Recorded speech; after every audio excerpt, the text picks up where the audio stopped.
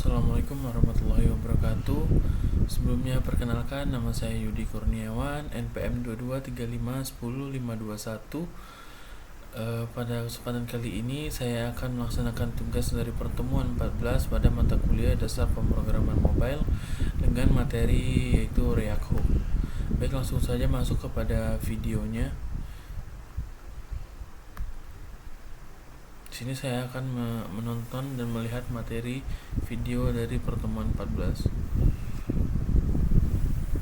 Welcome back to another video, and in today's video I'm going to be teaching you guys every single React hook. If you're familiar with my channel, I have a video already on this. It's actually my most successful video so far on my channel, and the reason why I wanted to remake this is because that video was made 3 years ago and I didn't even cover every single hook, and as of 2024 a lot of new hooks were introduced. Some hooks were removed and became completely deprecated, so I wanted to make a new video on this because it seemed like a lot of you guys really enjoyed my last one. My purpose of this video is very similar to my last one, where I don't intend you to watch the entire video at once, unless you actually want to learn all the hooks at once, but rather use this video as more of a cheat sheet. If you ever want to refine your skills or learn one specific hook that you might need for a specific use case, check the video part for that hook in this video. I obviously put timestamps on this video so you can just move around and choose the specific hook that you want to learn. And also, I'm going to not only put all of the code for this video in the description, but also I'm going to write a step-by-step version of this tutorial where you guys can just go if you want to, if you prefer text-based form. It's going to be on my website, so go to the description. It's pedrotech.co if you're interested in that as well. But yeah, that's basically it. Before we get into the video, if you could leave a like and turn on the notification bell, I would massively appreciate it, because as many of you guys might know, I'm returning back and posting videos. Never enjoyed posting videos as much as I am right now, so I would really appreciate the support that you guys can give me. So if you're interested in doing that, feel free to do so as well. So now that we're done with all of the intro, let's get into the tutorial. Okay everyone, so let's get started. Before I get into our first hook, which is going to obviously be the use state hook, the most simple hook that you can learn in React, I want to explain a little bit about how I'm going to structure this code base in case you want to just follow the examples by going to the code base in the description. How I structure this is I have this folder over here called hooks, and inside of it we'll have the example I'm using in the video for each of the individual hooks, also accompanied by any files that I use for the examples.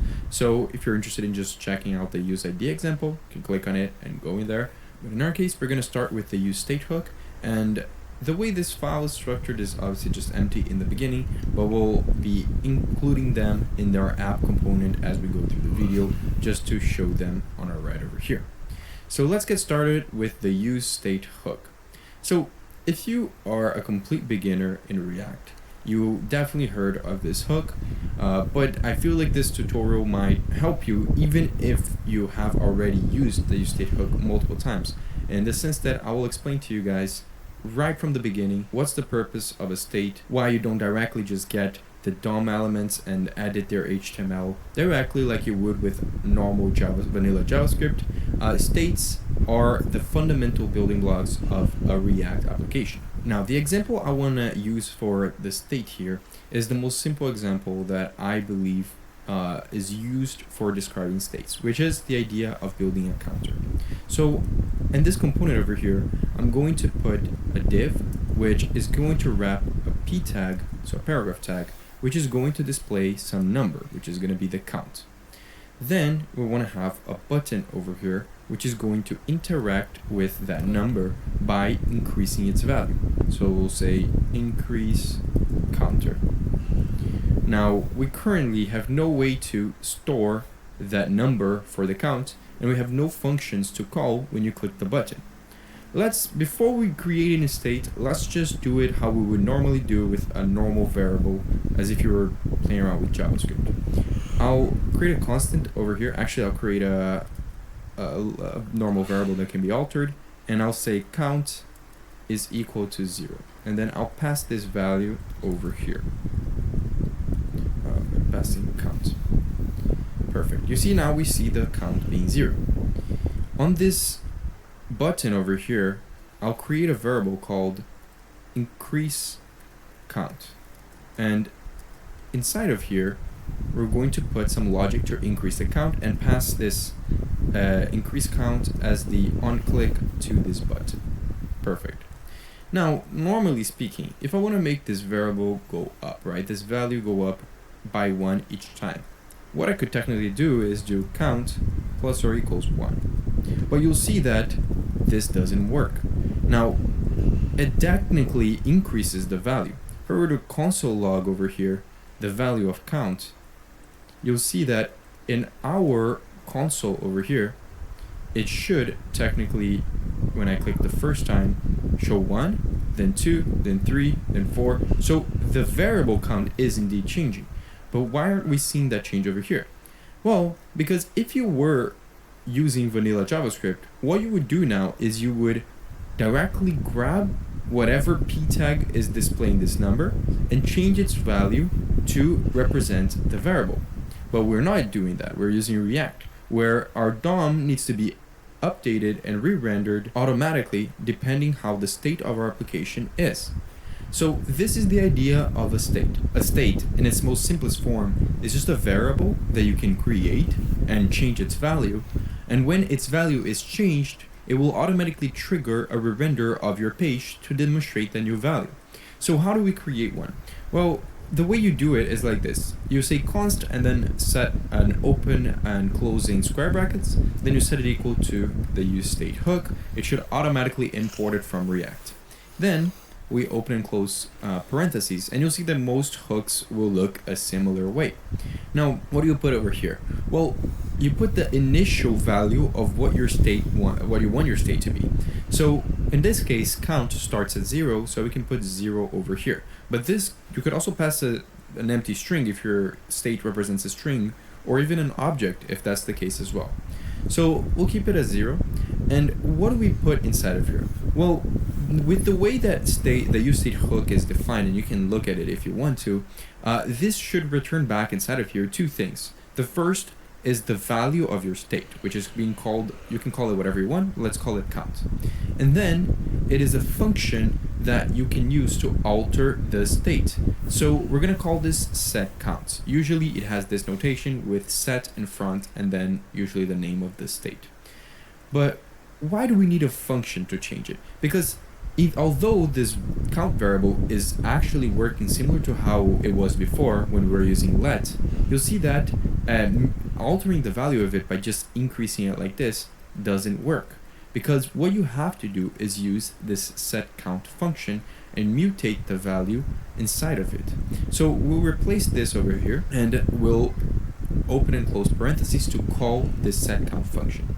Now what do I mean by mutating this value? Well, this function inside of here, it allows you to have a callback function inside of it. So a function that gives you access to the previous value of the state.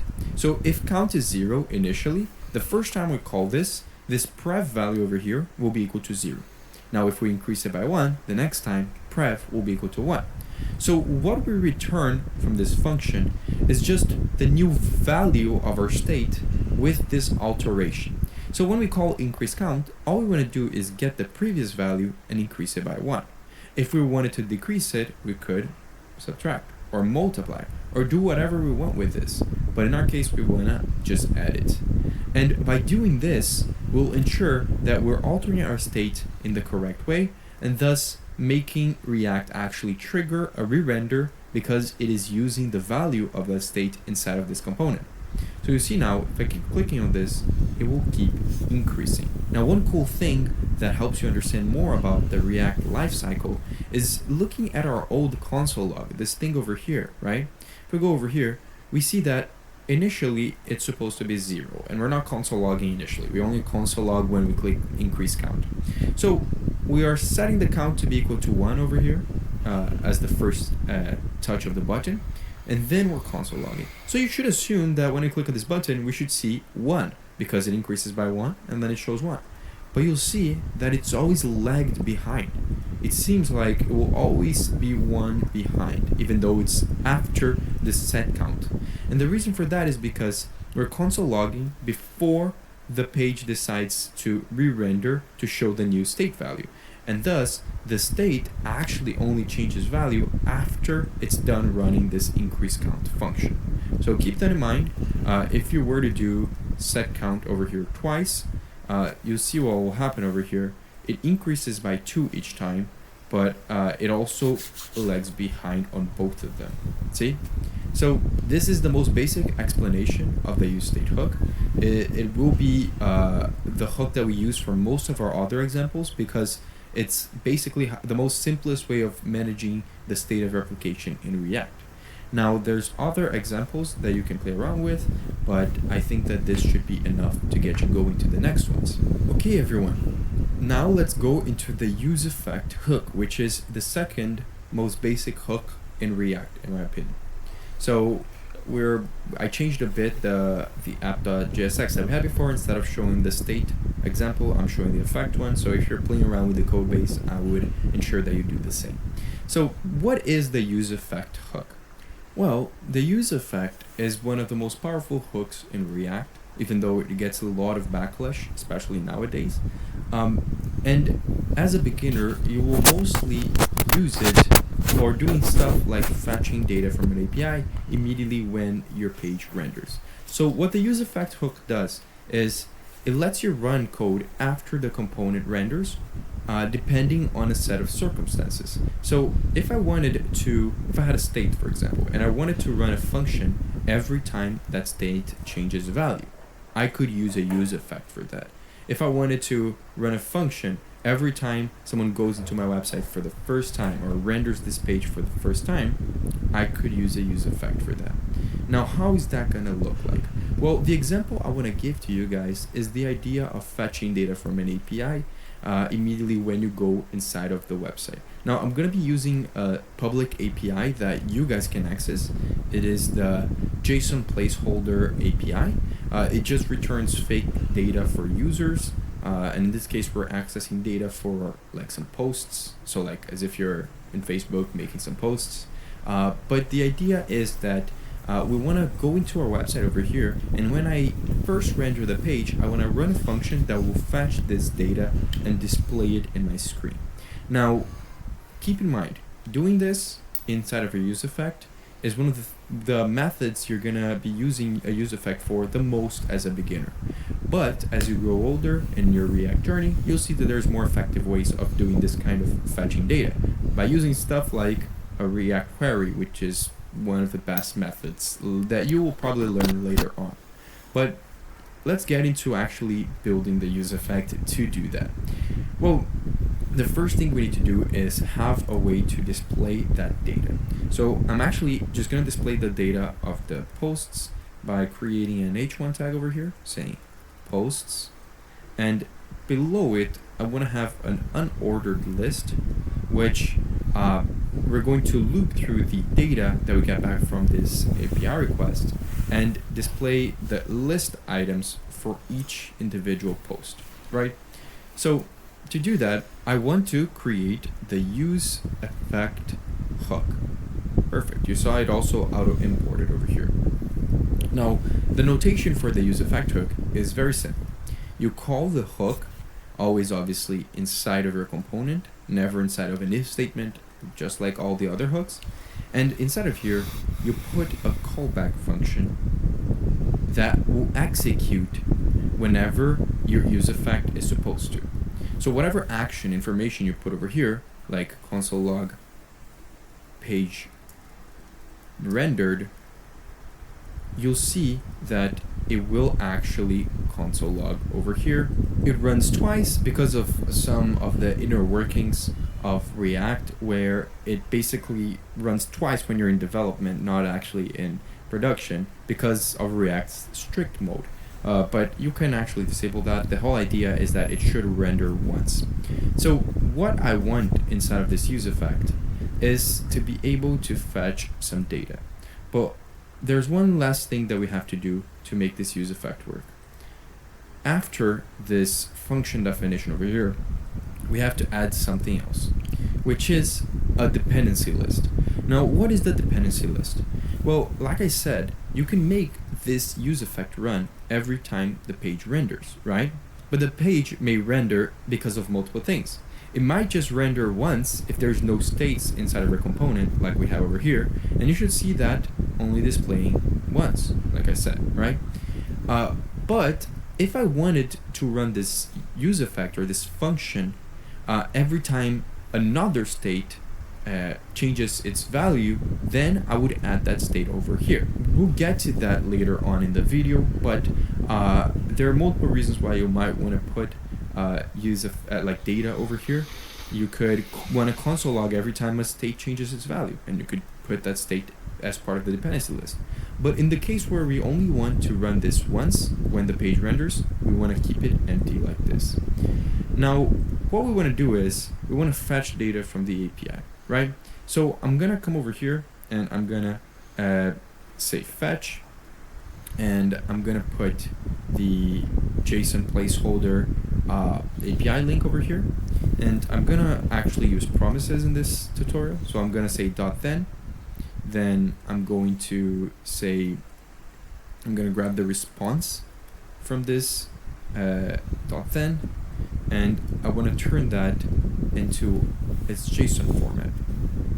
And then I'm going to put another .then that will convert this into actual data. So I'll grab the JSON and I want to do something with that data. Right now, let's just console log that data so you guys can see. Actually, I need to do JSON. And perfect. Now you should see that we get the console log over here with all of the data from the API. But how do we display it in our component? Well, we need to use what we learned in the previous hook, which is the useState hook, and utilize a state for this, because we want to have a variable in which when its values changed, which means whenever we're done fetching the data, we want to re-render the page to show its value. So I want to come over here and I want to create one state for the data that we get back from the API. So we'll say data and set data, and inside of this use state we need to put an initial value. So this will return a list of posts. So the initial value for this will be an empty list. Perfect. Hi guys, so if you are from Indonesia and if you want to work remotely and earn $1,000 a month or more, watch this video until the end. So I would like to introduce you to a virtual assistant. Now we need to change this to, instead of just console logging the JSON data, I want to set the data state to be equal to whatever list we get from the API. Perfect. Now, to display this list over here, we'll delete this list item and add it back again later, but we'll just loop through this data, and for each item in this data, we want to map its value to some sort of JSX. So we'll grab the value of the post, and in this case, we'll create a list item for each of the items. And inside of this list item, you see it already shows the 100 list items that we got, but we haven't actually displayed any data from them. But inside of here, we'll literally just display the title. So I'll say item.title. Now we know it's title because we can see how the JSON data is formatted. It has a title with the actual title of the post, and the actual data updates to show that information. So this is something that we're doing without having to click any buttons, without having to do any actions. It runs when the page renders for the first time. Now, what about that dependency list that we talked about? Well, the best way I think to explain to you guys about this dependency list is to create another use effect that all I wanted to do is just console log the name Pedro. Now, what will this do? Well, I want to console log the name Pedro every time another state changes. Let's create another state over here. Let's call it something in the lines of show Pedro and set show Pedro. This will be a Boolean, so it will start as false, but it doesn't really matter because all we want to do is whenever I click on a specific button that will actually create over here in the top as the example for you guys. I want to make a toggle. I want to basically, whenever you click on this button, it will turn this state into the opposite of what it is, right? So if it's true, it will become false. If it's false, it will become true. Because I want to show you guys exactly what this use effect dependency list does. So to do that, we'll just set show page row, and we'll do that by setting the value of the set show page row equal to the opposite of what it was before. So if it's true, it'll become false. If it's false, it'll become true. Now, let's inspect element over here. We'll see the console, and we'll see that it did console log the word page row a couple times. In this case, it does twice. Now, why does it do twice? Well, it does on the first render of the page, it does twice on the first render, like we said, but I haven't put a dependency list over here, meaning that every time any state in this component changes its value, it will trigger this use effect. That's why it's important for you to put a dependency list, because if I want this to only render whenever this is the first render, then we put an empty one, and you see now it's only showing twice instead of 4 times. Because previously it would show twice when this page renders the first time, and then twice again when the data state is updated on this data fetching functionality over here. So what I want to do now is I want to make it such that every time I click on this button, it will trigger this use effect. Now, how can I make this use effect depend on this show page row state? Well, the name is already there. I can just put directly this over here, and now every time I click on this, it will trigger that use effect, as you can see over here. Now, this is the basic idea of how a use effect works. Now, there's another aspect of the use effect which I won't get into this video, which is the idea of subscribing to events, because I think it's a little bit more advanced. But if you are an advanced person who already have experience and wants to understand this, the most basic idea is that you can use use effects to subscribe and clean up from events like connecting to GraphQL subscriptions or connecting to Socket.io, connecting to an event that will consistently happen, maybe even a timeout. And you can then use the use effect to clean up that event. But I won't get into that in this video. I do have a more in-depth tutorial on the use effect if you guys want to check that out. But I think this is all I wanted to cover for this hook. Now let's talk about one of the most important hooks in React, especially when you're starting your journey and you want to learn how to build applications that can actually scale and manage your states, which is the use context hook. Now, to make this example, I actually already built the context example component that we have over here, because I want to showcase you guys the use case of the use context hook by first showing you guys an example of what problem it fixes. So imagine we have this scenario over here where we have this parent component, which is called the context example, and inside of it, it calls 2 child components. So we have one component called child toggle and one component called child display. Now, both of those components do different things. There's a state called isToggle over here, which starts off at false, but depending on its value, it will show this text either off or on. And how we alter that value is by clicking a button that exists inside of the child toggle. And you see it does update that. Now, you might have noticed that both components utilize this isToggle and setIsToggle state over here that exists on the parent component.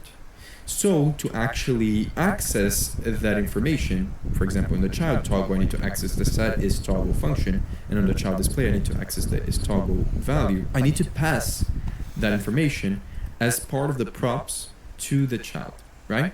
And imagine later on, you might need this information, this state that exists on this parent, on child components inside of this 2 child components. So imagine having another component over here that would need this isToggle state. So I would have to pass it as prop as well. Now, what this does is it opens your app for some organization issues.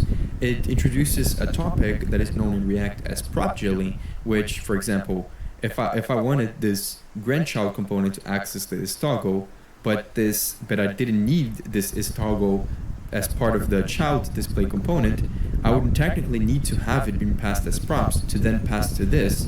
So it's prop drilling because you're drilling this prop through this component without it actually needing. Only the grandchild needs it.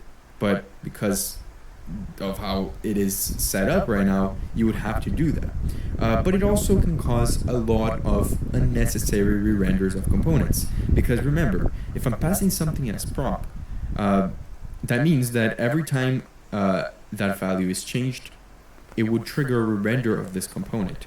Meaning that even components that don't need to be re-rendered would be re-rendered just because they have that value as props. So how do you do this? How do you make it such that every single child of this context example component and even the childs of them have access to some sort of store that contains all the states from this component? Well, that's where the use context hook comes in and the idea of managing your states through the context API. Now, before we write that, I want to point out, as a beginner, I recommend learning the context API for state management. But as you learn more and more about React, there are countless others libraries and solutions that you can implement. The most well-known ones are Redux, Zustand, React Query. There's a bunch of them. I have videos on a bunch of them as well if you want to check them out. But I definitely think learning the context API first is definitely the recommended. So how would we make it such that we don't have to pass this information as props? Well, the first thing we want to do is create what is known as a context. So I'm going to come over here and I'm going to call it const, and I'll call it the global state context. So I can call it whatever I want, right? Usually you call it depending on the context, but in this case over here, I want to make it such that all the components below this will have access to the state. So I want to make the state be global. So I'm going to call this create context by using the create context function from React. Now I won't pass anything over here. I can pass null if I want to. But this won't matter. What matters is that now I can use this context that I created and wrap it around this whole context example component that I have. I can pass in the global state context and press dot and make a provider out of it. Now a provider is like you're telling React which components you want to provide this global context to. So everything that exists inside of here will have access to the composition of states that you want to put inside of this context. Now, how do you put the states inside of here? Well, you pass a value to this provider. In our case over here, we only have one thing that we want to pass, which is both the isToggle value and the setIsToggle function. Those are the only two things that and the setIsToggle function. Those are the only two things that we really need.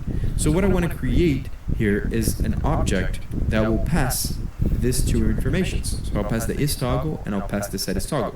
But if you had multiple states that you want to have to be accessed globally, you can also include them inside of this object over here. Now, this means that I can just delete both of these props.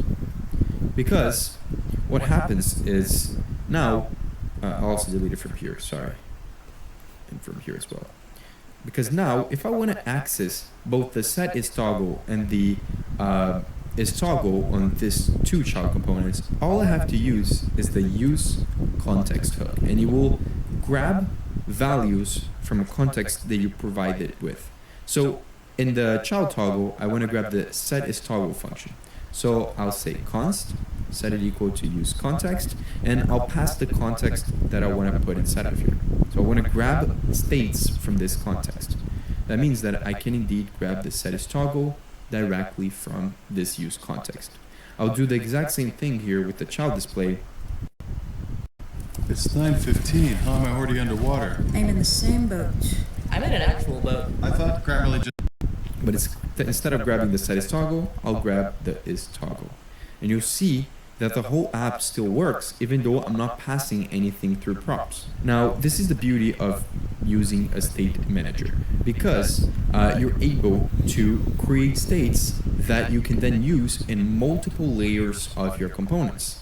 The example we gave before is the same. If I wanted to access this is toggle on a grandchild component that I create and call inside of here, I could technically just call this use context on there as well.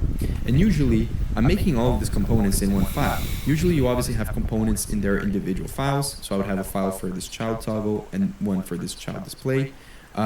Technically, usually, you would export this global state context and just import it into all of those files, and you would put this on the top layer of your components, because everything that is inside of it, everything that this wraps around, will have access to the values that I put over here.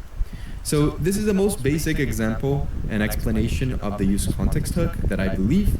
Now again, if you want to get more into how to manage states and scale your applications, I would recommend learning more in-depth solutions like the ones I said before. Zustand, React Query, Redux, there's a bunch of them. So yeah, that's basically it for the use context hook. Okay everyone, we just finished learning the foundational hooks of React. Those three are the ones that I believe are the most beginner ones, the ones that you definitely need to understand. Now we get to a stage where we're learning a bit of the additional ones, where it's not the end of the world if you don't actually learn them. Especially when I'm talking about the use reducer hook. This is probably one of the most underutilized hooks that I've seen from React, and there's multiple reasons for it. It is technically a hook that should be used instead of the use state hook to manage more complex state logic, like when you have multiple related variables or actions. It does use the same pattern as something like Redux, because both of them use the reducer pattern. That's where the name use reducer comes from. And some people live by saying that you need to use the use reducer hook if your app grows beyond a simple app.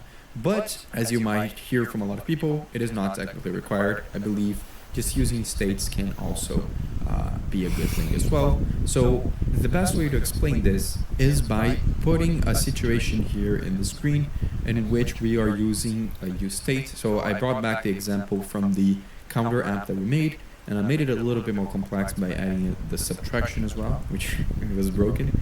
But you can see it's a very simple counter app where I can add and subtract values, and it will appear over here. Now I could technically add as well more things. I could add a multiply, right? I could add a multiply over here, and then make the graph multiply, and you'll see that this would also work. Actually, I'll multiply times 2. I'll double. Sorry about that. Yeah, you can see it works as well. So we have those three actions. Now this is all being done with the use state, right? You see the use state over here. How would I do something like this using the use reducer? Because remember what I just said, the use reducer is an alternative to the use state for more complex actions. That's why I added an extra action over here. Well, the most simplest way to do that is, first of all, we'll replace this use state with a use reducer. It will automatically import over here at the top, and we'll just place it over here. Now the use reducer has the same format as a use state. It will return two things, but the two things that it returns is different from what we have over here, although it has the same logic behind it. Similar to how we grab the count over here, in the use reducer we'll grab the state, and the state will represent the count when we create our reducer function. The set count over here, instead of let's call it set count, let's call it dispatch, because we want to follow the reducer pattern, and all of this are part of that pattern. Now inside of our use reducer over here, we want to pass two things. We want to first pass a reducer function, which we will create in a second, and we also want to pass an initial value for our reducer. So similar to how we had before the count equal to 0 over here, we want to pass an initial value for this reducer. A reducer will be in the format of an object. So we'll pass an object with a count inside of it and an initial value of 0. Now, we want to create what is known as the reducer function, this thing over here. And we'll create it over here. So we'll say const reducer, and we'll pass in a function which will contain two things, a state and an action. Now, a state is just a placeholder value for the current state of your reducer. So in our case, we only have one piece of state in this reducer, which is our count. So if we want to access the current value of the count inside of this function, we can do state.count at any time. Now, what is the action? Well, when you want to change this state in any part of it, you can dispatch actions, and those actions should be handled inside of this function. So for example, over here in our set count over here, instead of calling set count, we'll just dispatch an action and we'll give it a type. For example, in this case, it's the increment action because we're incrementing. So we're not actually handling the logic of increasing or decreasing or doing anything inside of this. We're going to do all of that inside of this reducer function. And if I want to subtract, I could do the exact same thing, but by calling a dispatch of type decrement. And I'll do the same thing for double over here. We'll call it double. Now, where will we handle this? Well, we'll handle it over here, and we'll probably use a switch to check all of the action types that exist. So it's actually action type. So we'll come over here, we'll pass in the switch statement, and we'll check for all the cases. When the reducer function is called, we'll check for the case of the increment action. And if that's the case, we want to return what the value of the state is going to be like when this action is dispatched. So remember, the reducer state looks like this. It's an object containing all of the states that you want to have inside of this reducer. In our case, we only have one, which is the count. So if I want to make this increment action increase this count by 1, what I can do is say count is equal to state.count, because we'll get the current value of the count, plus 1. And this should handle the increment case. So we'll do the same thing for the next two cases. I'll actually just copy this and paste it twice. And this should go back, yeah. And then we'll make this decrement and make this double. So on the decrement, we'll just change this to -1, and on the double, we'll just multiply this times 2. Perfect. You should see now that this should technically work, and we'll put the state, replace this count over here. If we want to access the count value, I need to say state.count. And we should see that this does work. It's the same thing as we had before, but instead of using a useState, we're using this new hook called the useReducer, which definitely seems like a lot more work. I know a lot of you guys might be thinking that, but again, this is an alternative to the useState if you're more familiar with something like Redux and the reducer pattern. And this specifically also acts pretty well if you have multiple values on this state. For example, if this reducer was for a user, and the user had a name, it had an email, an address, it had multiple pieces of data that might want to be manipulated. You can actually keep all of the logic for manipulating this user directly inside of this single function, and then to just dispatch those actions over here. It might simplify everything. But one single case that I want to put before we leave is you do want to handle the case in which you accidentally dispatch something that doesn't exist, right? If I were to put a name over here that doesn't exist, I think this will break. Yeah, you'll see it breaks. So we want to put a default case over here, and in this case, let's just console log no reducer type. No, not action type. Now, what happens is, even though the name is over here, we should see that console log happening. And you can obviously throw errors, you can do whatever we want to handle that case. It doesn't really matter. I just wanted to add it because you don't want to have a switch case without a default to. So this is the basic idea of the useReducer hook. Okay, now we're going to talk about the useRef hook.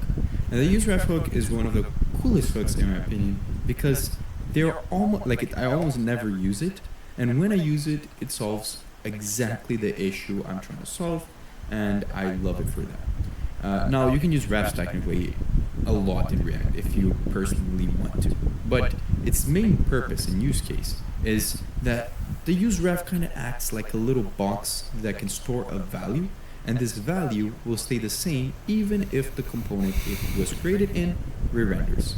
So it is often used, and you'll see it being used for two different things.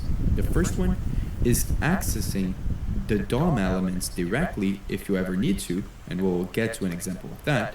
And the second one is keeping a mutable value. So you can technically use the useRef hook to store values of previous of states, but like store the previous values of states, even though it will change due to a re-render. So the ref won't trigger a re-render when it's changed. So we'll see both of those.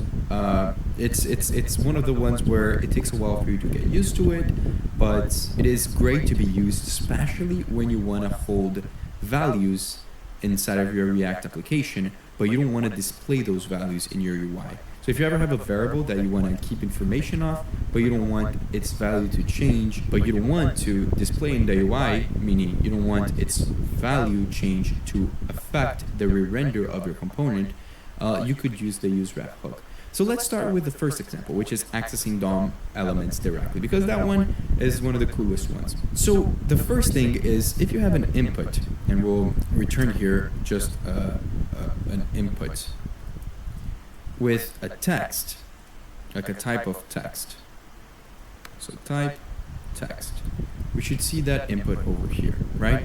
Now, if I want to get the current value of this input without using the useState hook, because if you are familiar with states and inputs, you should know that you can indeed keep track of whatever is typed on an input by just changing a state to whatever the value of the input is. But if you want to use a useRef for this, you can do it like this. You can create a reference to this input, let's call it input ref, and then set it equal to the useRef hook.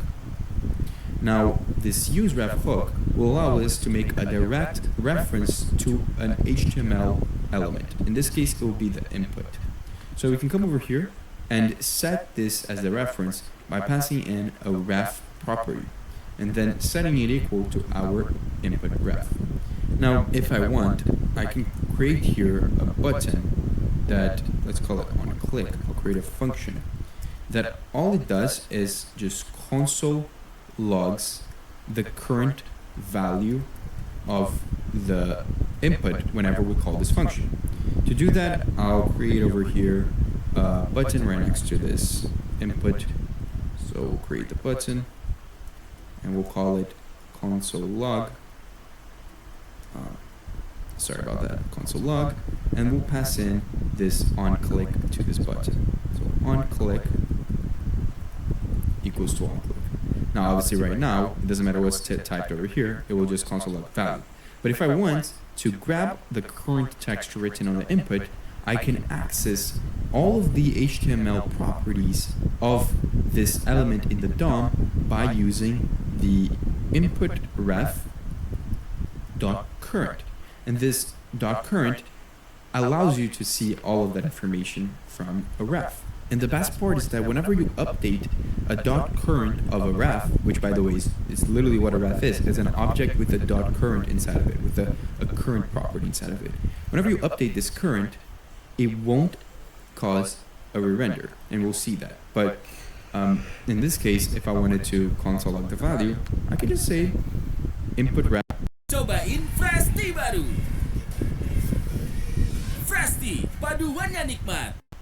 Ref dot current dot value, and you'll see that if when I click console log now, it should actually put the information of this input. So it allows you to grab specific things from the DOM. Now, another thing that it helps you do, that is, people love to point this out, is focusing, right? You can call functions that are primitive to the HTML element. For example, if I want to focus on this input, whenever I click on this button, I can just say input ref, actually I will have to delete the console log. I can just say input ref dot current dot focus. And this is a function that exists in JavaScript. When I click on this, it should focus on this input, as you can see, and I can start typing. So this is the most common example of a useRef.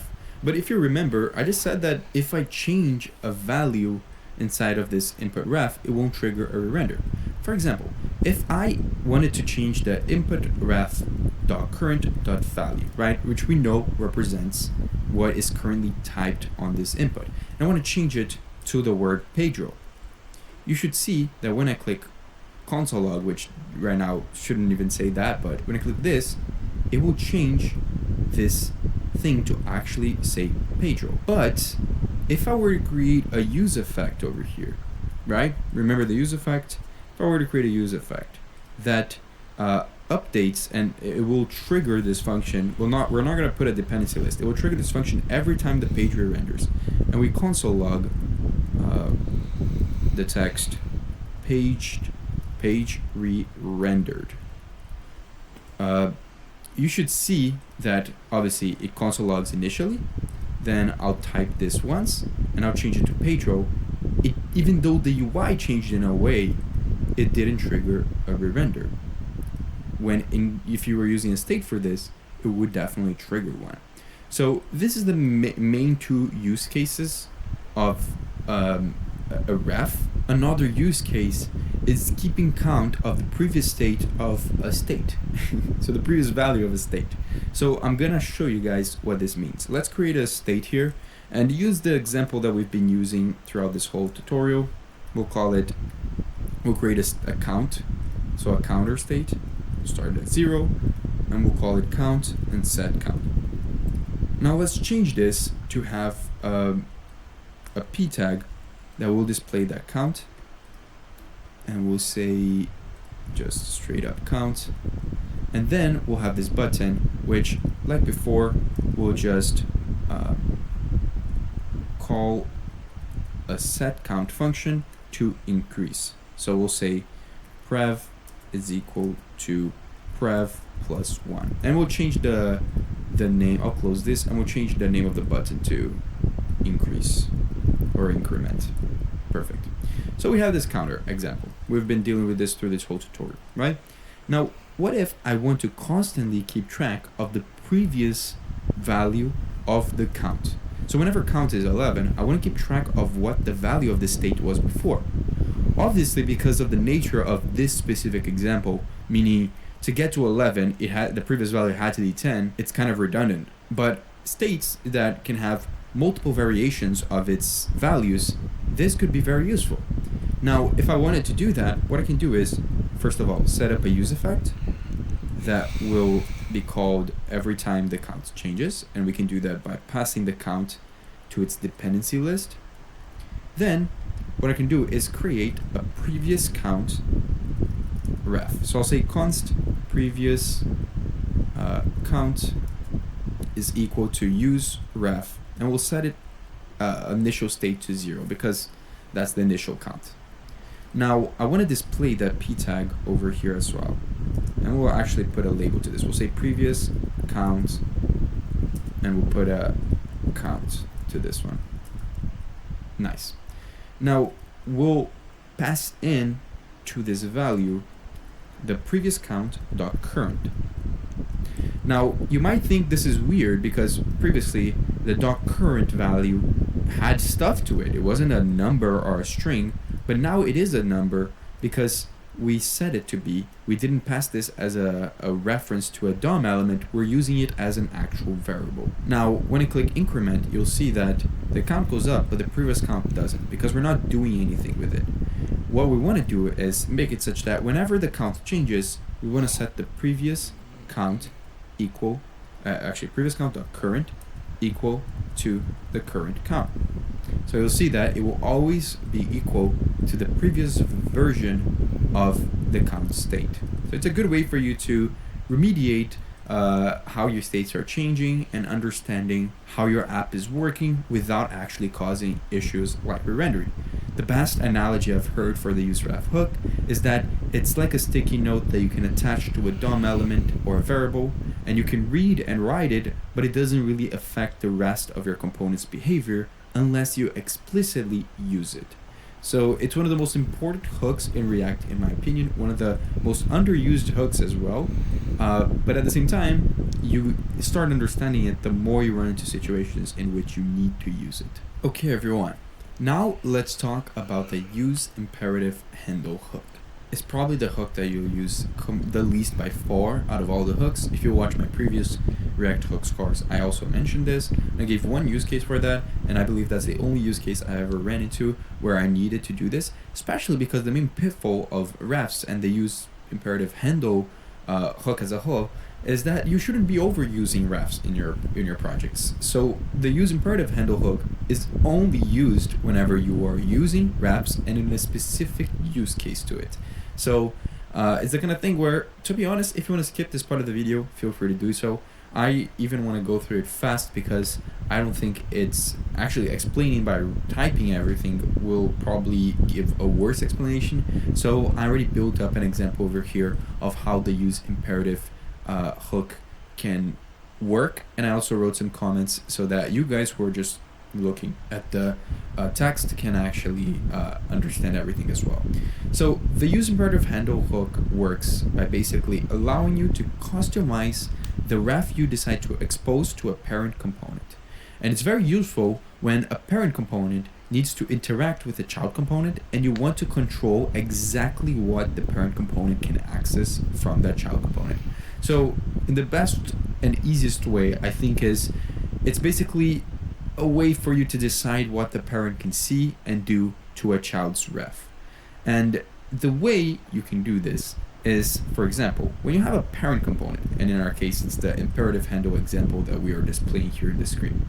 And imagine in this example over here, in our parent, I want to have buttons that directly interact with a ref that exists in one of its childs. Now in this example, you have two buttons, right? We have a button to focus on an input and a button to clear an input, and they both work, as you can see. But one thing you might have noticed is that both of the buttons exist on the parent, but the input and the ref that represents the input exist on the child. So how exactly do we do this? Well, normally, if you want to be able to access this, you create the ref over here on the parent component. So we called it the input ref. We used a use ref for it, and we passed it as a ref to our child component. When I create this child component, we have to use something called a forward ref, which I imported over here on the top, and it basically allows you to expose a DOM node or a reference to the parent component. So it's exactly what we want here. We want to have access to some sort of DOM element that exists in this child in our parent. So it's a very specific use case. So we use a forward ref for that, and we can still obviously access the props like this was a normal component. I know it looks a bit different because we have a function wrapping around all of this, but it now allows us to have access to that ref, which we then pass into our use imperative handle hook. And this use imperative handle takes in that ref and returns back a callback function that needs to return an object. Now, what exactly is that object? Well, it's an object containing all of the functions that we want to allow our parent to have access to. Like we said, we might not want the parent to have access to everything that this input ref has to offer, right? This exists in the child. We only want to expose the two things that we want to call in the parent, which in this case is the focus input and the clear input functionality. So what we do is we create functions for both of those functionalities, like the one we did over here and the one we did over here. And with the use imperative handle hook, what this will assure is that the ref that we have over here, that we then passed here, will now have, instead of its current object, it will have those two properties, those two functions. So now my app completely works, and it does everything by using the use imperative handle hook. Now, why would you use the use imperative handle? Well, it's mostly about control. So instead of exposing your entire child component, you might want to only expose a specific functionality. Like in this case, we're just exposing those two methods, the focus input and the clear input. But also the whole idea of encapsulation, which can make your project more organized. It basically keeps the internal workings of the child component hidden while letting the parent interact with it in a controlled way. Now, if you're a beginner and you're watching this, like I said, you'll rarely need to use this hook. But it's very handy when you're building stuff like reusable components that need to have controlled interactions between the parent and the child. Okay, everyone. Now we go into another rarely used hook. And similar to the previous one, the use imperative handle hook, I already have the example set up over here. However, I will go over each of them because I feel like it would just be a waste of time to actually type everything out when I feel like the explanation would be better if everything is already set up. So, what is the use layout effect? Its name is very similar to the use effect, but there's a layout in the middle. So, what exactly is it? Well, think of a use effect, but for way less use cases. That's what the use layout effect actually is. It's basically a version of the use effect that will execute before the browser repaints the screen. So it will execute and run synchronously after all of the DOM mutations that occur, but before all of that UI is painted into the screen of the user. So this means that this use layout effect hook is very useful for tasks that you need to measure or manipulate the DOM immediately after changes, ensuring that the DOM is in its final state before you paint the screen. So in this example we have over here, we have a very simple box, which we would basically just typed resize me. It's a box. I painted it blue. I'll actually paint the color of this black so you guys can see the text better, but it's a box that is just said resize me, right? Now, why does it say resize me? Because below the box it says that the width of the box is 154 pixel. So if I change this to 80% width, it should change to a different value. Actually, I'll make it 50. Yeah, I don't know why that happened, but yeah, it should show a different value, like 82 pixels, right? Now, why are we using a use layout effect here instead of a use effect? Because if you look at this, the use effect technically works, but if you notice in this case over here, for a brief second, it didn't actually re-render automatically. We're getting the information for the box width by accessing the DOM element directly using a use ref for the box. So we create a use ref, we assign it to that div, and we grab the current width of that div from the DOM element. So we do that using a ref, and all of that happens before it actually paints to the screen. But a use effect is called after all of that is already in the screen. So technically, for a brief second, if we refresh this and it's rendering for the first time, if we're using a use effect, it wouldn't have the information accurately for the box width until this ran, and then it set the correct information. So this is all that the use layout effect does. It just runs before the use effect. It runs in that small gap between the DOM existing and having its changes and the UI being painted into the screen. Now, it is good, like I said, for doing stuff like getting sizes or positions for a DOM element.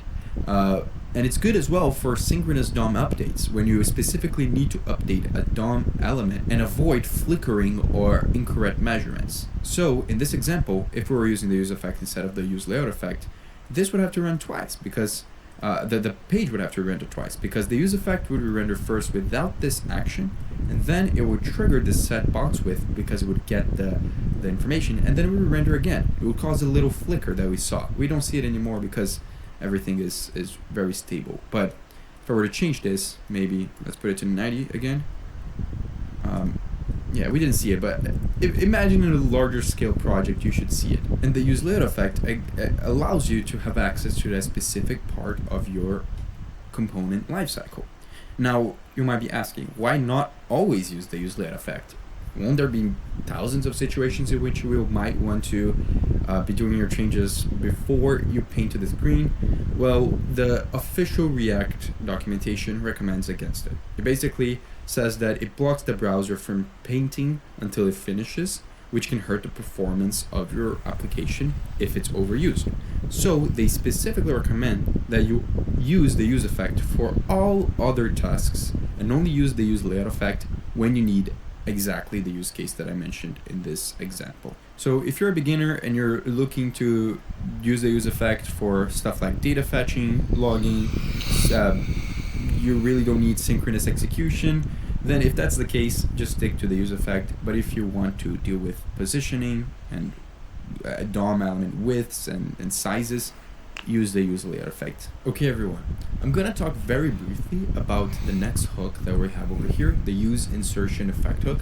The reason for it is because even the React documentation only recommends you to use this hook if you're an author of a CSS in JS library, meaning that if you're an author of a library that uses CSS styles and deals with all of that, then this would help you massively. But if you're a normal React user who don't do that, you'll probably be better off using other alternatives, like for example the previous hook that we talked about, the use layout effect and the use effect hook. Now why am I even including it? Well, because this is a full course, it's an updated course on my previous course, which I did around 3 or 4 years ago, and I want to include everything, including things that I don't think you guys would technically need to use, but if you guys are interested in going to this timestamp of the video and watching this, feel free to do so as well.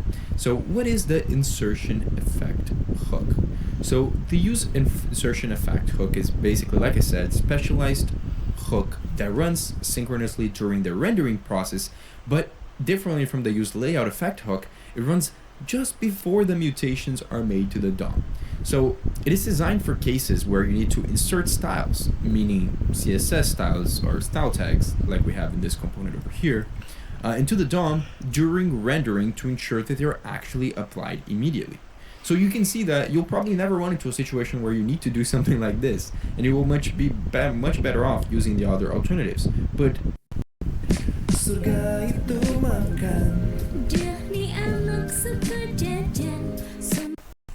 as specified by the React creators, this is primarily intended for CSS and JS libraries, like style components, one that I personally used a lot in the past. And the reason why they benefit from using this is because they're able to inject critical styles into the DOM before the browser even attempts to paint the UI. So this will avoid situations where a component briefly renders but without any of the styles, and then it flickers to the component with the styles. So it's similar to the use layout effect in the sense that it will prevent those flickers, but this is specifically talking about styles. So I'm not gonna go too much in detail with this example over here, but we see that we have here a div, and in this example we're using the use insertion effect hook to style this div, which basically just means setting a color for the text and like setting a background color to blue. But we're doing all of this at a different stage from where we would if we were to just come over here and add a style tag, because we're doing this before the DOM mutations happen. And like I said, this can be very beneficial in some cases. Obviously, we aren't seeing the benefits over here, but you're able to see a specific use case of it. It's very similar to use effect hook. And obviously, in this case over here, we're creating a style document element and appending it to a specific part of our document. And this use insertion effect will run during the rendering phase, then it will insert the style tag with the dynamic styles that we want into the head of our document, and the browser will apply all of the styles right before painting, which, like I said, will ensure this not to flicker. And when the component unmounts, which is the return, similar to a use effect cleanup method, it will clean up all the inserted styles. So this is the use case. I'm not going to spend too much time in this. Also, this is a very new hook, so you need to make sure that you even have the version of React to support it. And there might be some browsers that don't support it because obviously it's a new version, so it's something that needs to be more and more adapted with time. But like I said, it has a very limited use case, so if you're a beginner, I wouldn't even attempt to understand it. But that's basically the best explanation I can give for this. Let's get into the next hook. Okay, so now let's go into the next hook, and we kind of left a little some of the more rare use case scenario type hooks that we just talked about, and let's get into one that is from the newer version of React, but I personally have been using it a lot ever since it got released because I think it's very cool, which is the use ID hook. Now this hook in React basically generates a unique and stable ID that we are able to use for elements in our component. So this is great for a variety of reasons. If you're familiar with accessibility, you want to have your app be very accessible to everyone. So you use something like you create an ID for an input and you link a label to that input. And this is very common by doing something like this, where you set an ID to an input and then you set an HTML4 to a label that links to this input. In this case over here, we have a name label and the specific input that would take the value for the name, right? Now, what does the useID hook help us with? Well, by generating unique IDs, we ensure that we have unique IDs across the server and client rendering, which is critical for server-side rendering apps like Next.js and other libraries that does some server-side rendering. So as you get familiar with server-side rendering, you will notice that this is extremely important, and this hook that they provided with works seamlessly. It provides this ability to ensure consistency and stability across the renders of your components, and it will prevent any type of ID collision between your labels and your inputs. Now, we have here, as an example, how we used to do this is we would just set an ID and an HTML4. Obviously, they're the same since we're linking both this label to this input. And if you went over here, you would see in the element that the specific element for this input and this label has an ID of input 1, which I specifically set over here. Now, with the useID hook, what I can do is I can come over here, I can just generate an ID variable, call the useID hook, and this should give me a unique ID that I can use to set my labels and inputs. So I'll put over here ID for this one, and I'll put ID for this one. And we should see that now, when we refresh this, the ID is a unique one. So it says R1 over here. Now, if I were to have another input and another label, for example, I could have another one over here, and I can just generate another ID and call it something like ID2, and then put the same variables over here. You should see that they do have different values, and also they are unique, right? So they generate different values at every time you render this. But since you're using the same variable, you don't have to handle all of that uniqueness. It will do it all for you. Now, there are a couple things that I would say are best practices. For example, I would say use the useID mostly for labels and inputs, but also for just dynamic elements, like whenever you have a section that might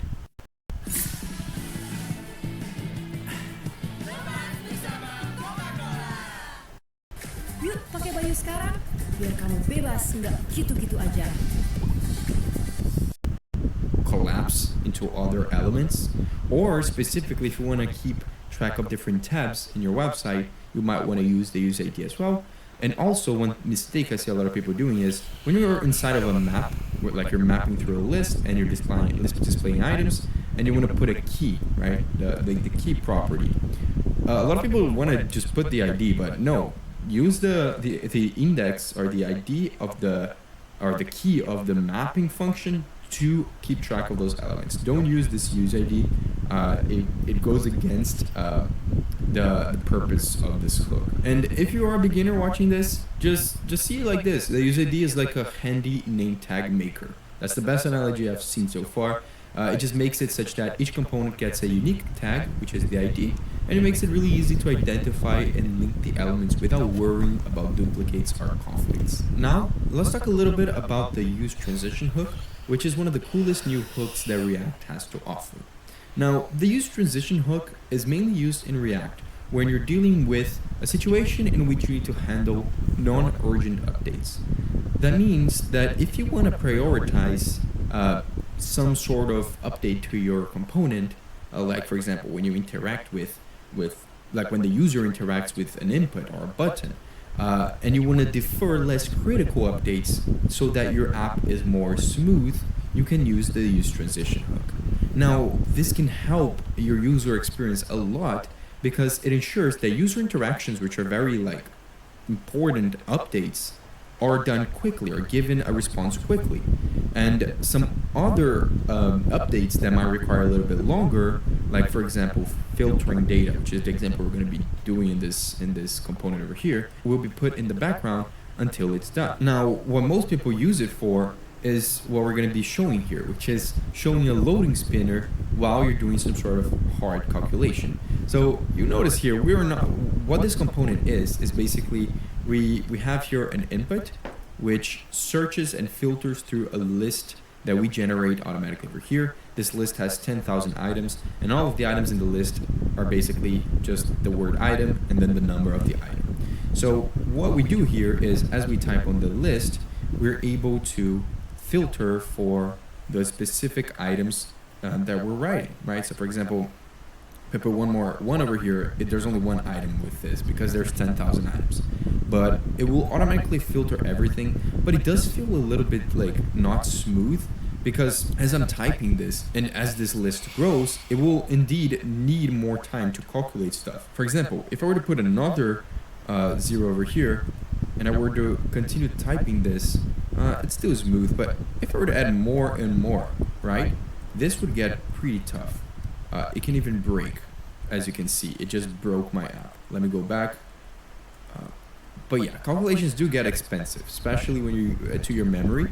So the thing is, whenever it's loading a calculation, you want to show the user some sort of immediate update to notify them that something is happening. Like for example, showing a loading spinner whilst you do the calculations. So you're basically prioritizing an update to your UI, which is the loading spinner, while putting the update of showing the new filtered items to the background.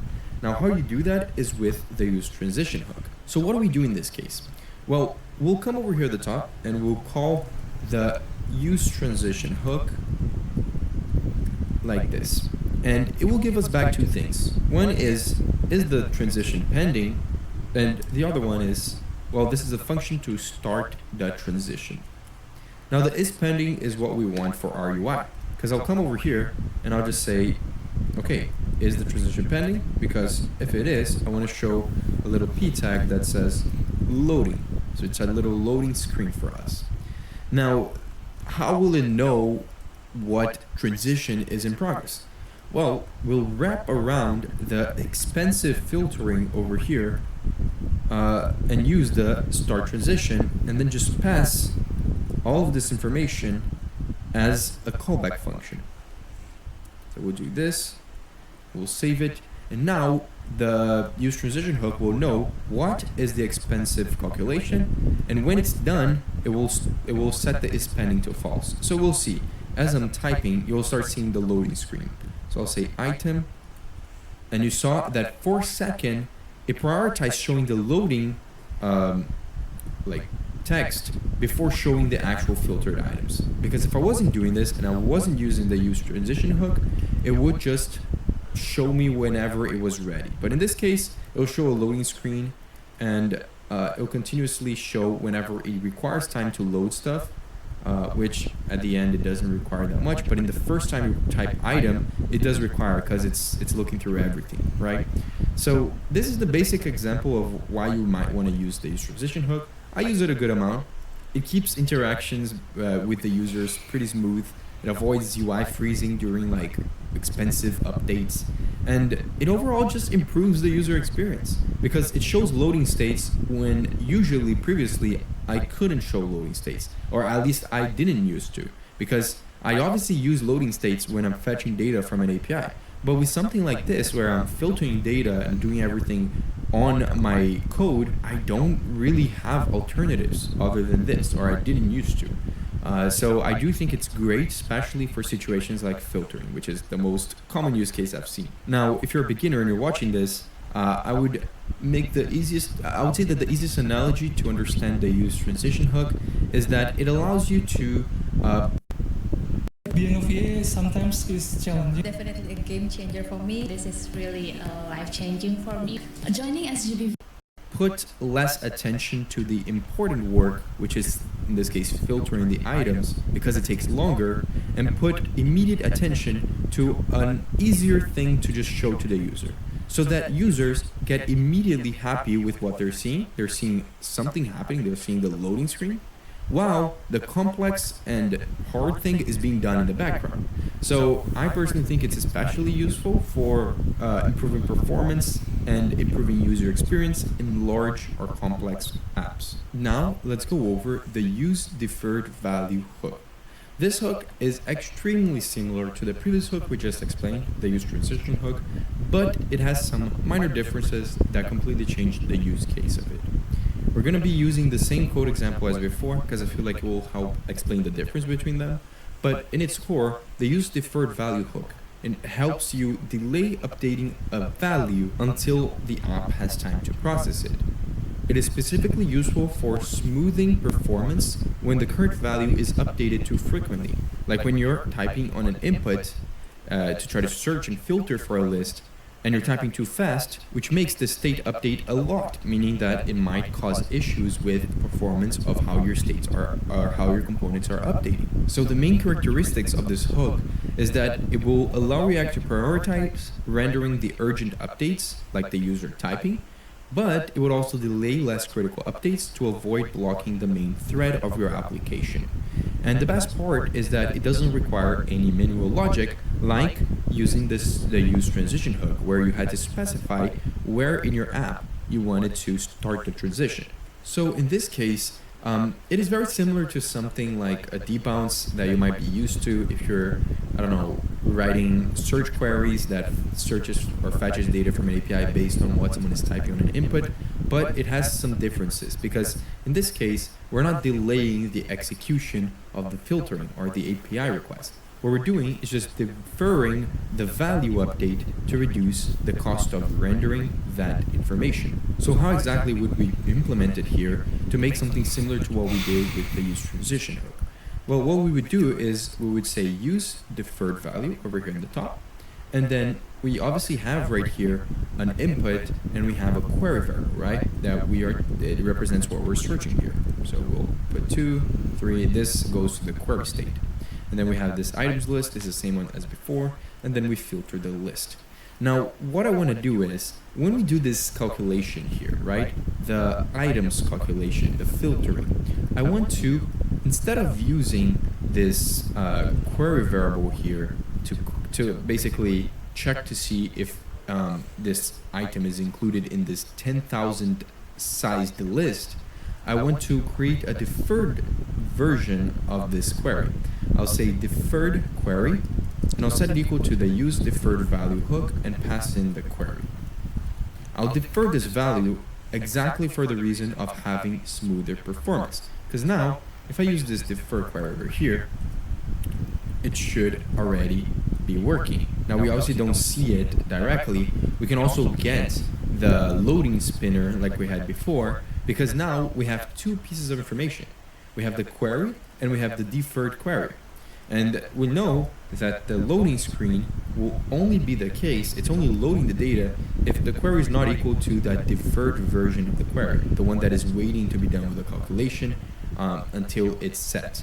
So we can just ask if query is not equal to deferred query, then we can show a loading screen. So we'll say p tag and then loading. And again, this is crucial for when you're dealing with complex operations that would benefit from reducing the cost of rendering. And it's mostly with like something like typing fast, like I'm trying to do right here, but it will actually not make you run into issues where it's taking a lot of time to filter through that list. Now you might still be wondering, how is this different from the use transition hook? Well, it differs in what it does, when to use, and how it works. Because what it does is it defers a value from propagating immediately, when the use transition hook, on the other hand, defers the state to update or render some sort of task. And then on the part of when to use, you would probably use the use defer hook whenever you're working with frequently changing values, like this input. And it just happens that the example I used for the use transition also involved typing on inputs, but the use transition is mostly used when you specifically need to render heavy UI or updating a specific state. And finally, the way you use it is different, because this will automatically delay the value. When the use transition hook you need to specifically wrap whatever you're trying to calculate around with the start transition function. So this is one of the most useful ones, I think, from the new hooks that we have so far, together with the use transition hook. I think there are things that a lot of people probably didn't realize would really benefit them and their projects, and React is really handing down the whole part of improving performance, because that's definitely something that will help React in the long run. Now, let's talk about the use sync external store hook that was recently introduced in React 18. Now, to explain this hook, I made this example component over here, which is a very simple component that just fetches data from the Pokemon API and displays the list of Pokemons. Now, we're going to change this hook to be using the useSync external store, but in order to do that, I want to just explain a little bit about what this hook is. Well, the useSync external store hook is designed to let components be able to subscribe to external stores, like for example, global state libraries or custom state managers, in a way that's very safe for concurrent rendering. This was introduced in React 18 to solve issues with concurrent rendering when you're dealing with situations like this. It ensures that your component stays in sync with whatever external state you need, and it avoids issues like tearing, which is basically when your rendering is inconsistent during updates. Now, the use sync external store hook looks like this. You'll create a variable called state, and we're not currently implementing in this example. I just want to show how the hook actually looks like. But we'll create a variable called state and set it equal to the use sync external store. And then this hook, you need to pass technically two things, but you can also optionally add a third thing. The three things you need to add is, first, a subscribe function. So we'll have to create that, which will register a listener for any external state changes. Then you will also pass in a get snapshot function. Mau cuan dari trading? Bisa. Nih, pelajarin dulu dasarnya. Gimana candlesticknya? Ada panjang. Which will also create, which its main purpose is to return the current state of a store. And then there's also the optional thing that you can pass here, which is a function called getServerSnapshot, which this is specifically meant for when you want to provide a snapshot for server-side rendering. So in this example that we have over here, what we want to do is create a custom store that will fetch the Pokemon data from the API. It will update the state and notify all subscribers of this store when the data is ready. This means that you can create a store for some sort of API data and have a lot of components subscribe to the store so that they can be synchronized with how the data is updating. So how would we do it in this case? Well, I'll create another file over here inside of our use sync external store folder, and I'll call it the Pokemon store.js. Inside of here, I'm going to create the things that I need for this, like the subscribe and the get snapshot. Since I'm not using server-side rendering for this, I'll remove that. But we'll create those and we'll import it on this file. So the first thing we want to have a store for something like this logic of fetching Pokemons is creating a state variable. So we'll create a state, and it will be an object, and we'll have one piece of information, one property called Pokemons, and it will be an array. And we'll call this the initial state.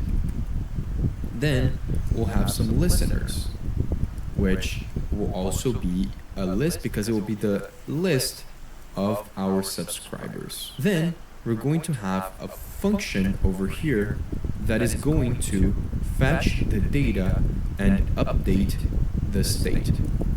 So inside of here, we're going to create and export a fetch Pokemon's function, which will be async. And we already have that logic, so I'll just paste it over here. I'll grab this over here, paste it.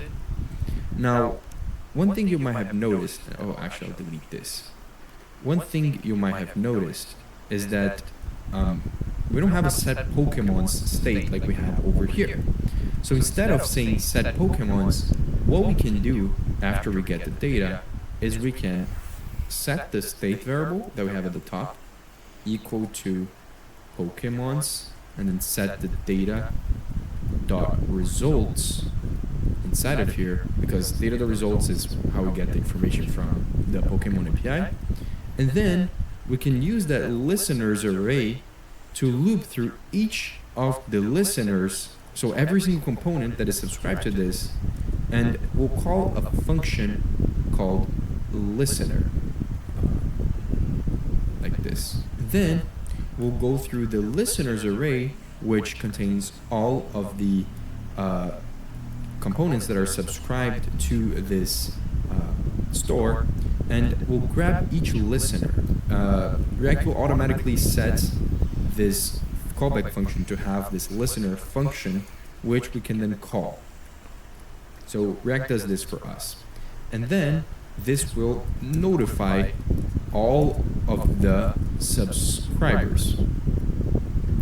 And then down here, we're going to just create a variable called the get state. It's a getter for this state, the state of our store. And we'll also have to create the subscribe function. So I'll say subscribe is equal to listener, because this will be passed by the useSync external store hook as well. And inside of here, we'll grab the listeners array. So if I want to subscribe a component to this, I'll just grab that array and push the listener that we're connecting through the hook. And then when we finish this, we also want to clean this up and return back function where I said listeners is equal to listeners.filter, and we'll just filter out if the listener is already there. So I'll say L is not equal to listener.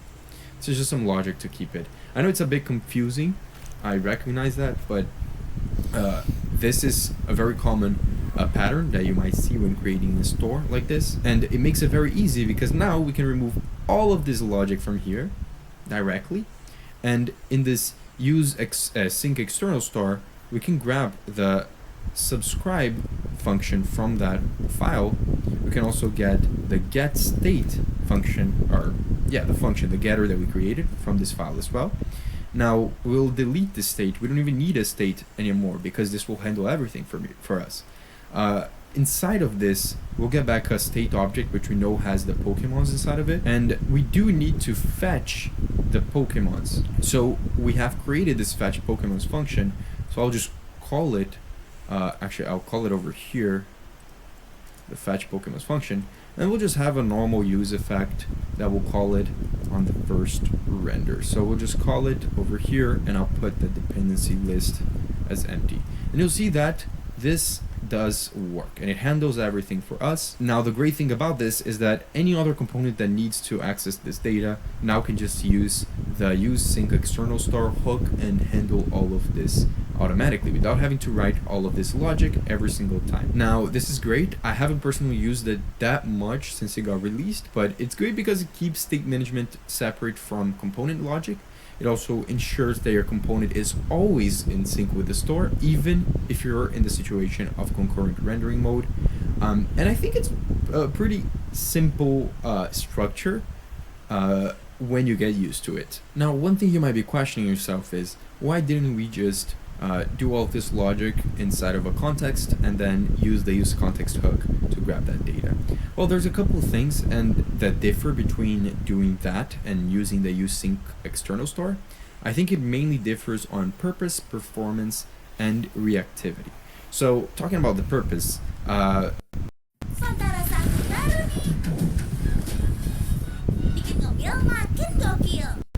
Welcome to How to Start a Startup. In this course, I'll share with you the exact steps I took to build my own business, Contact Out, to 8 figures in revenue. The useSync external store, like I said, the purpose of it is just syncing React components with some sort of external store. Whilst the useContext hook and creating a context, its main purpose is something else. It's sharing state and data across a component tree. Now, you can indeed do something similar using either of those, but where it becomes very different is the performance, because with the useSync external store is specifically optimized for React concurrent rendering, and it will avoid unnecessary re-renders. whilst the use context, every single component that is consuming the context will be rendered when the context value will change, which in some cases might cause performance issues. Now, the last thing is reactivity, because the use sync external store components only update when the store changes, whilst in the use context hook, the context triggers updates for all of its consumers, even if some of them don't need change, which goes hand to hand with what I just said about performance. And I feel like in situations where you're just sharing static or infrequently changing data across some components, maybe some global states like the theme of your website, or if the user is authenticated or not, maybe use a global context. But in this case over here, if you're syncing with global state libraries like Redux, or you're using external state sources, something like the sync external store might be good for you. Thank you so much everyone for watching this video. Baik, mungkin cukup itu saja dari saya. Wabillahi taufiq wal hidayah. Wassalamualaikum